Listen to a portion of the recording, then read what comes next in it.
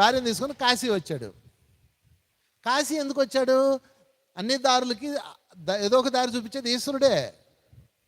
Don't worry. మీరు ఒకసారి ఊహించండి, హరిశ్చంద్రుడు లైఫ్. కింగ్ ఆయనకు టెస్ట్ పెట్టాడు విశ్వామిత్రుడు. ఆ స్టోరీ తెలుసా మీకు? కొంతమంది డాన్సర్లు వచ్చి డాన్స్ వేస్తారు. ఈయన పరవశిస్తాడు, ఎంతో బాగుంది అబ్బా మీ డాన్స్ అద్భుతం అంటాడు. ఏం కావాలో కోరుకోండి అంటాడు. అందుకే చాలా జాగ్రత్త వాడుకోవాలి ఇది. ఏం కావాలో కోరుకోండి అన్నాడు. అందుకనే అరిగింది ఇస్తావా అన్నారు. ఎందుకు ఇవ్వను? ఐఆమ్ కింగ్ అన్నాడు. అయితే మమ్మల్ని పెళ్లి చేసుకో అన్నాడు. మనమైతే ఎగిరికి అంతేస్తామయ్యా నారాయణ. ఆయన నో నో నో నో నేను హరిశ్చంద్రుని సత్యంలోనే ఉండాలి, నేను చేసుకోను అన్నాడు. ఆల్టర్నేటివ్ కోరుకోండి అన్నాడు. ఆల్టర్నేటివ్ ఇంకా ఇరుక్కున్నాడు.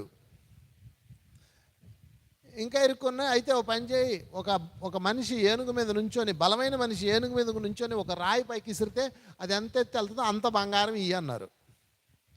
ఎంత ఊహించండి, ఇంకా ఆడు కొండ అంత ఎత్తి వేసాడు. ఈ రాజ్యంలోని బంగారం అంతా ఎత్తే కొండ ఎత్తి అయిపోయింది. Gold is over. ఇంకా బాకీ తెరలా, ఇంకొంత బాకీ ఉంది, ఇంకొక 5-6 అడుగులు ఉంది. అయితే ఇప్పుడు ఏం చేయాలా? సరే డోంట్ వర్రీ, ఇది ఒక టాస్క్ నాకు అనుకున్నాడు. అక్కడ నుంచి కాశీ వెళ్ళాడు. కాశీ వెళ్ళాక అక్కడ ఆయన భార్యతో ఏమన్నాడు తెలుసా? ఆయన చాలా బ్యాలెన్స్గా ఉన్నాడని ఎలా చెప్పగలను నేను మీకు అంటే, నీవు ఏడవలేదు.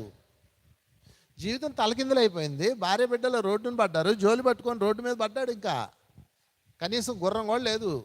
రాత్రికి రాత్రి జీవితం ఇలా అయిపోయింది ఆయనది. ఆయన ఏమన్నాడు తెలుసా? కాశీ ఎంటర్ అవగానే, వారణాసి కాశీ అంటే, దేవి కష్టములు ఎట్లున్నాను పుణ్యక్షేత్రమైన వారణాసిని దర్శించితివి అన్నాడండి. అంటే బ్యూటిఫుల్. చెప్పలు కొడదాం ఆయనకి.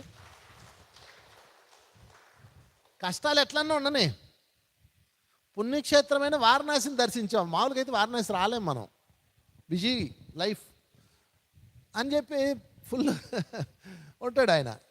అంటే ఆయన ఏం చేస్తున్నాడు? ఆ వెళ్ళిపోయిన రాజ్యాన్ని చూడట్లేదు. ఆ రోజు అనవసరంగా మాట ఇచ్చానే, ఆ రోజు అనవసరంగా నోరు జారేనే, వాళ్ళకి అనవసరంగా డబ్బులు ఇచ్చానే, అనవసరంగా ఇది చేశానే అంటలేదు ఆయన.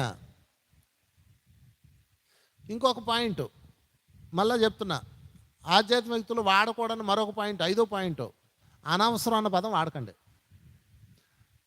అనవసరంగా వాళ్ళని చేసుకున్నానే, అనవసరంగా ఇక్కడ ఇచ్చామే మా అమ్మాయిని, అనవసరంగా ఆ రోజు అక్కడికి వెళ్ళానే, అనవసరంగా పెట్టుబడి పెట్టానే.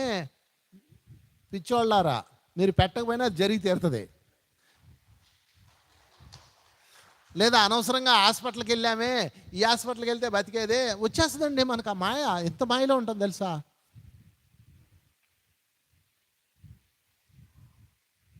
అదొక మాయ అంతే. ఏందో పెద్ద అంతా మన చేతిలో ఉన్నట్టు అనవసరంగా. ఎంత మాయ అంటే ఎగ్జాంపుల్ చెప్తాను. మొన్న ఈ మధ్యన మా అమ్మగారు చనిపోయారు. నేను హిమాలయాల టూర్లో ఉన్నా.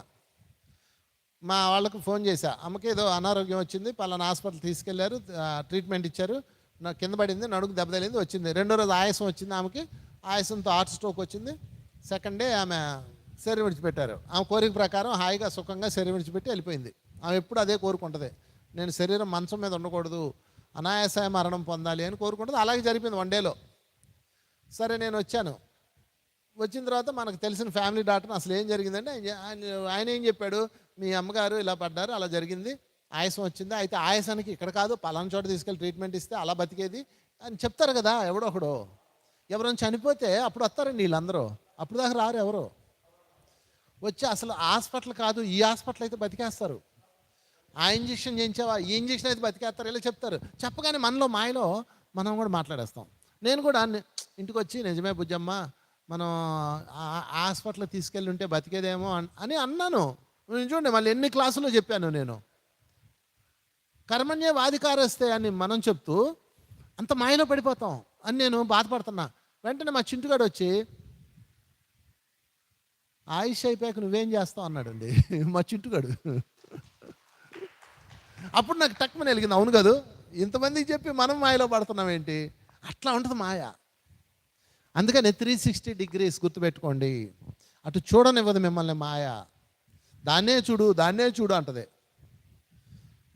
అందుకని ఈ కార్యకారణ సంబంధాలు ఇవన్నీ అనవసరం